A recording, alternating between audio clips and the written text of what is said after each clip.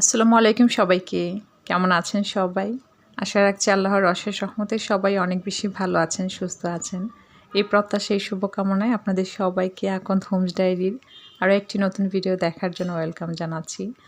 আজকের ভিডিওটা শুরু করেছি সকালবেলার এক দফা ব্যস্ততা শেষে। আজকে সকাল সকাল গ্রাম থেকে লোক এসেছিল, তো ওনারা যে আসবেন একদমই জানতাম না। যখন বাস স্ট্যান্ডে এসে পৌঁছয় তখনই জানতে পারি। তো যেটা হয়, আগে থেকে জানা থাকলে এক ধরনের ব্যস্ততা যায়, আর হুটহাট যদি আসে তখন আসলে একটু তড়িঘড়ি বেশিই থাকে। তো ওনাদেরকে বিদায় করে দিয়েই আমি ভিডিও শ্যুটের কাজ শুরু করলাম। আর এই মাস থেকে তো আমি কাজের জন্য একজনকে নিয়েছি। তো ওনার যে টাইমে আসার কথা ওই টাইমে আসে নাই। আমার ক্ষেত্রে যেটা হয়, আমি কখনোই আসলে হেল্পিং হ্যান্ডের জন্য অপেক্ষা করি না। যে সময় আমার কাজটা শুরু করার কথা আমি ওই সময় শুরু করে দিই। তো প্রথমে ভেবেছিলাম যে ও আসলে বারান্দাটা ক্লিন করে দিলে দেন এই জিনিসগুলো বের করব। তো ওর যেহেতু আসতে লেট হচ্ছিল, যার কারণে আমি ঝাড়ু দিয়ে যখন কাজটা শুরু করলাম তখন আসছে আলহামদুলিল্লাহ। তো এইখানে পুঁইশাক নিয়ে এসেছিল, তারপরে তাল নিয়ে এসেছিলো, কুমড়ো পাতা। তো তালটা আমি আমার যে হেল্পিং হ্যান্ড ওকে দিয়ে দিছি, কারণ এসবের আসলে সময় সুযোগ কোনোটাই আমার হবে না। রিসেন্টলি আবার আমার বোন তালের রস করে একদম পাঠিয়ে দিয়েছে। তো ওই রসটাও আম্মার কাছে যাবে, দেন আমরা পিঠা খাবো। কিছু কাজের ক্ষেত্রে আসলে আমাদের সবারই দেখবেন যে একটা অনীহা থাকে। তো আমাদের একদম অথেন্টিক যে কিছু পিঠা আছে ওগুলো আমার আসলে করতে অনেকটা ভয়ই লাগে যে হবে কি হবে না। আর আমার আসলে খুব একটা আগ্রহও নেই। তার একটা বড় রিজন আমার বোন আর আমার মা। তো আলহামদুলিল্লাহ, সবাই দোয়া রাখবেন আমার পরিবারের জন্য। সবাইকে আল্লাহ সবসময় অনেক বেশি সুস্থ রাখুক। সবার জন্য আমারও অনেক বেশি দোয়া থাকবে সব সময়। তো ওদিকে শাক প্রসেসিং হতে হতে এদিকে আমি দুপুরের রান্নার মোটামুটি প্রস্তুতি নিয়ে নিব। আর ডাইনিং টেবিলটা পরেই গুছাতে হবে, কারণ ফাউজি বুড়ি এখনও পড়ছে। টেবিলের অবস্থা আপনাদের সাথে শেয়ার করলাম। সকালবেলা কিন্তু এরকমই থাকে ম্যাক্সিমাম সময়। তারপর ফাউজি বুড়ি যখন স্কুলে চলে যায় দেন আমি টেবিলটাকে গুছাই। মাঝে মধ্যে ও যখন পড়া থেকে উঠে যায় সাথে সাথে গুছিয়ে নিই। এক এক দিন আসলে এক এক রকম ধরাবাঁধা নিয়ম নেই। তো এখানে পেঁয়াজ কুচি করে নিয়েছিলাম। পেঁয়াজ কুচি করে আমি স্পুন রেস্টারে নিয়ে নিচ্ছি, যেহেতু স্পুন রেস্টারটা ইউজ হবে। তাহলে দেখা যাবে আমার এক্সট্রা একটা বাটি আর কি কম ভরবে। তো যাই হোক, এখানে আমার যতটুকুন লাগবে আজকে সেই পরিমাণেই আমি কুচি করে নিয়েছি। আচ্ছা আপুরা, জানাবেন তো আমার ভয়েস ওভারের ক্ষেত্রে কোনো প্রবলেম হয় কি না, কম শোনা যায় বা ইকো হয়, এরকম হয় কি না। যেহেতু আমি এখন মাইক্রোফোনে ভয়েস ওভার করি না, নর্মালি করে থাকি। তো আমার নিজের কাছে মনে হয়, তো যখন এরকম মনে হয় তখন আবার এটাও মনে হয় যে আসলে ফোনে প্রবলেম নাকি সত্যি সত্যি ভয়েস ওভারের প্রবলেম ছিল। তো যাই হোক, আমি যখন পেঁয়াজ কুচি করছিলাম এদিকে মাছ ভেজে নিয়েছি, মাছ ভুনা করব তার জন্য। তো রান্না করতে করতে কিছু আপুর কমেন্টস পড়ব। প্রথমে যে কমেন্টসটা পড়ছি, আইডি নাম আসমা বিনতে আলম। তো আপু লিখেছেন, শাড়িগুলো খুব সুন্দর, সময় না থাকার কারণে শাড়ি আনতে পারিনি। আমি একটা ভিডিওতে মেবি শেয়ার করেছিলাম যে আপু দেশের বাইরে থাকেন, তো ওনার দেবর যাচ্ছিল। তো এমন একটা শর্ট টাইমে আসলে আপু নিতে চাচ্ছিল শাড়িগুলো। সত্যি বলতে ওই সময়টাতে আপু আমার সাথে কানেক্ট করতে পারছিল না, যার কারণে হয় নাই। তো ইনশাল্লাহ আপু ভাগ্যে যদি থাকে অবশ্যই নেওয়া হবে। তারপর বাংলাদেশি ব্লগার নাসরিন আইডি থেকে নাসরিন আপু লিখেছিলেন, তোমার শাড়িগুলো অনেক বেশি সুন্দর আপু, মনে হয় সবগুলি নিয়ে নেই। থ্যাংক ইউ সো মাচ আপু। সত্যি বলতে যে কোনো জিনিস আসলে আমরা পারচেস করি হয় অনেক বেশি শখ থেকে, আর না হয় নিজের প্রয়োজন থেকে। নেওয়া না নেওয়ার থেকেও আমার কাছে অনেক বড় বিষয় কেউ যখন আমার কাজটাকে অ্যাপ্রিসিয়েট করে, তখন কিন্তু দেখবেন আসলে নিজের কাজের প্রতি অনেক বেশি উৎসাহ বেড়ে যায়, আগ্রহ বেড়ে যায়। তো যাই হোক, আপনাদের সাথে কথা বলতে বলতে এখানে আমি রান্নাটা করে নিচ্ছি। আজকে মাছ ভুনাটা আমি ভেজে করছি। অ্যাজ ইউজুয়াল আমরা যেভাবে রান্না করে থাকি, প্রথমে পেঁয়াজটাকে ভেজে নিয়েছি, দেন সব ধরনের মশলা দিয়ে অল্প একটু পানি দিয়ে শুকনো শুকনো কষিয়ে তারপরে আমি এখন ভেজে রাখা মাছগুলো দিয়ে দিব। আচ্ছা, আমি কোনো একটা ভিডিওতে শেয়ার করেছিলাম যে মাছটা যদি ভেজে রেখে দেওয়া যায় সেক্ষেত্রে রান্নার সময় অনেকটা কম লাগে। তো সেখানে কিন্তু একজন আপু বলেছিলেন যে ভেজে রাখলে আসলে টেস্ট নষ্ট হয়ে যায়। আমিও এটা খেয়াল করেছি। বড় জোর ১ সপ্তাহ, এর বেশি কিন্তু রাখলে একদমই কেমন যেন লাগে, ভালো লাগে না।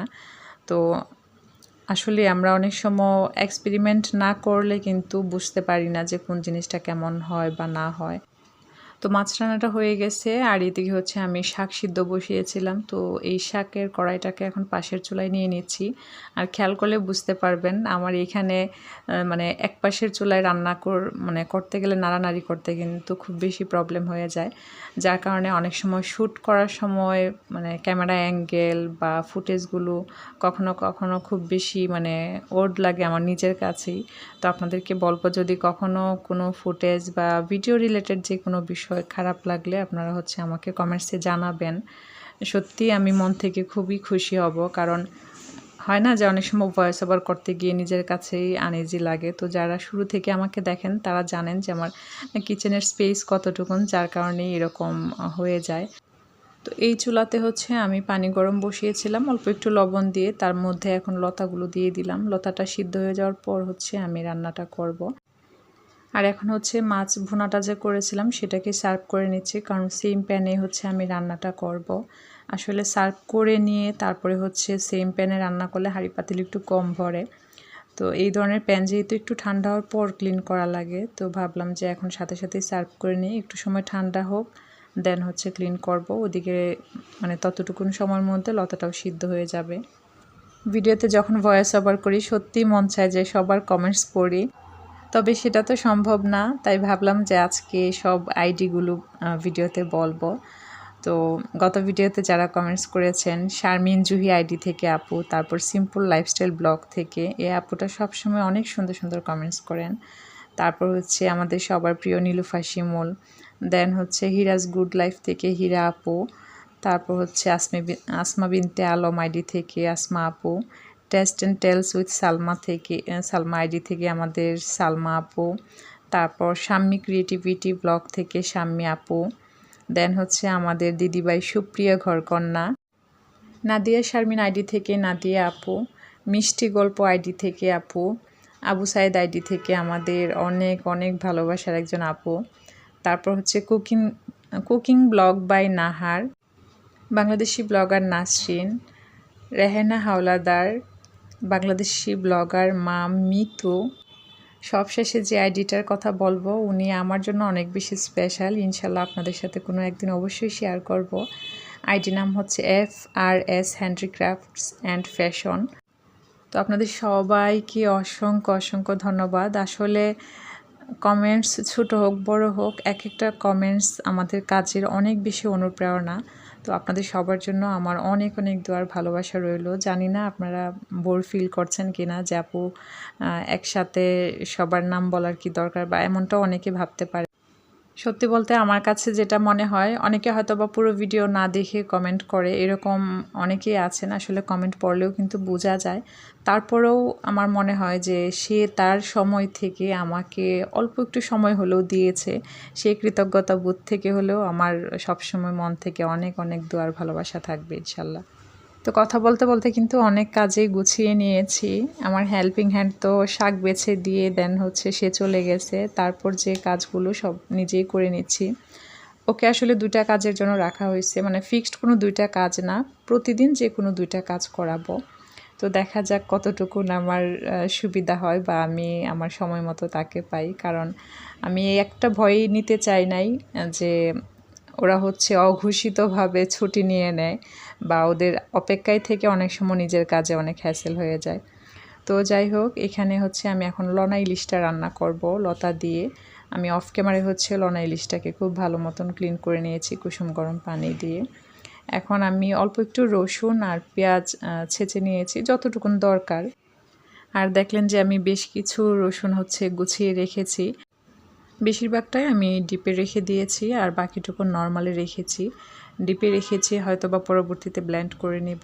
তো এখানে লনা ইলিশ দিয়ে লতাটা রান্না করার জন্য প্রথমে তেলের মধ্যে আমি পেঁয়াজ আর রসুনটা যে ছেঁচা করে নিয়েছিলাম সেটা একটু তেলের মধ্যে ভেজে সব ধরনের মশলা দিয়ে, তারপর হচ্ছে লনা ইলিশের মাথা ছিল, আসলে লনা ইলিশের পরিমাণ অনেক বেশি ছিল না। আমি প্রথমে ভেবেছিলাম যে হয়তো বা এতটুকুনে হবে কি না, পরে দেখলাম না, কিছু কিছু ইলিশ মানে যেমন দেখবেন যে অনেক বেশি স্মেল থাকে, লনা ইলিশের ক্ষেত্রেও কিন্তু সেম, অনেক সময় একদমই কোনো স্মেল থাকে না, আবার কখনো কখনো দেখবেন যে খুব ভালো স্মেল হয়।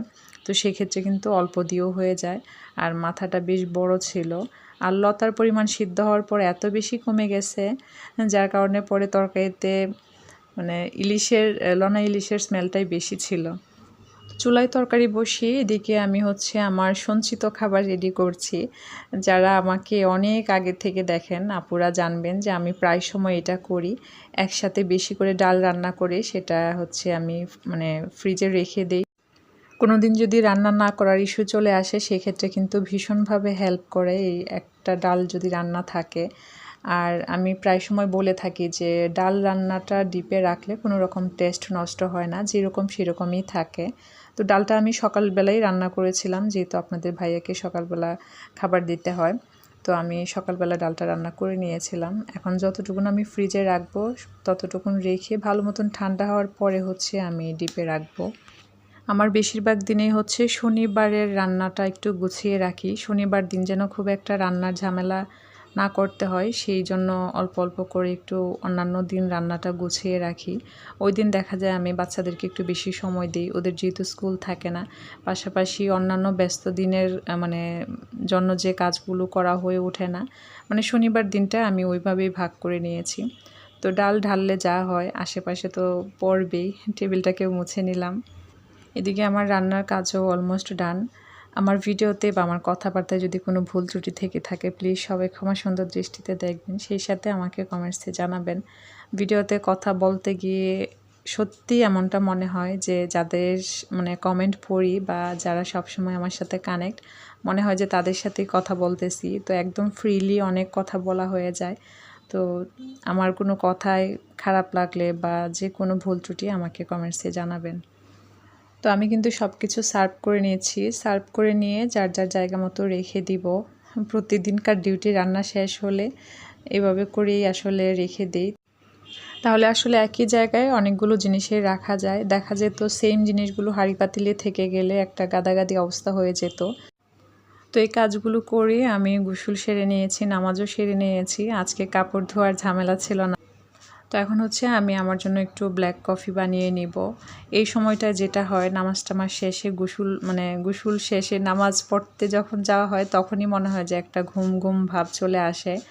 আর এই টাইমটাতে হচ্ছে বাচ্চারা স্কুল থেকে আসে, আপনাদের ভাইয়া অনেক সময় আসে, অনেক সময় বিকেলবেলা আসে। তো খুব বেশি ঘুম পায়, তখনই হয়তো বা একটু ব্ল্যাক টি বা ব্ল্যাক কফি খাওয়া হয়। তো সকালবেলা যে গেস্ট এসেছিলেন, যেটা হয় আমার কিচেন ছোট থাকার কারণে অতিরিক্ত জিনিস হলে কিন্তু আমি এখানে সুরেগের উপরে এইভাবে করে রেখে দিই। তো ভাবলাম যে পানি গরম হতে হতে এই জিনিসগুলোকেও গুছিয়ে নেই। আর এই কাজগুলো যখন করছিলাম তখন হিরাজ গুড লাইফের হীরা আপুর কমেন্টসের কথা খুব মনে পড়ছিল। আপু গত ভিডিওতে লিখেছিলেন যে আপু সিরামিকের বিজনেস করি আমি, আর সব মগ কাপ কালেকশন তোমার। তো আপুর কমেন্টসটা পড়ে কিন্তু আমি একা একাই হাসছিলাম। সত্যি আপু, এখন বুঝতে পারি যে এই ধরনের পাগলামো আমাদের জন্য একদমই ভালো না। আমাদের সবার ভিতরে আসলে কোনো না কোনো পাগলামো থাকে। তো আমার যত পাগলামো এই চা কফির মগ নিয়ে, তবে এখন স্টপ করে দিয়েছি আলহামদুলিল্লাহ। এরপরে হয়তো আর নতুন কোনো কাপ কালেকশান নেওয়া হবে না। তবে এটাও সত্যি, আমরা দূর থেকে অনেক সময় অনেক কিছু ভাবি, কোনো জিনিসেই কিন্তু একেবারে হয় না। অল্প অল্প করেই কিন্তু একটা বড় কিছু হয়। তো আমার কাপ কালেকশানের ক্ষেত্রেও সেম, সেই বিয়ের পর থেকে জমতে জমতে এই পর্যন্ত। তো যাই হোক, কাপ মগের গল্প করতে করতে ভিডিওর শেষ প্রান্তে চলে এসেছি। ভিডিওটি কেমন লেগেছে কমেন্টস করে জানাবেন। সবাই ভালো থাকবেন, সুস্থ থাকবেন, সবাই সবার জন্য দোয়া রাখবেন। আবারও বলবো আমার ভুল ত্রুটিগুলো কমেন্টসে জানাবেন। সেই সাথে আমার ভিডিও সম্পর্কে যে কোনো মতামত কমেন্টসে জানাবেন। সবাই অনেক বেশি ভালো থাকবেন, সবার জন্য অনেক অনেক দোয়ার ভালোবাসা রেখে এখানে বিদায় নিচ্ছি। ধন্যবাদ সবাইকে। আল্লাহ হাফেজ, আসসালামু আলাইকুম।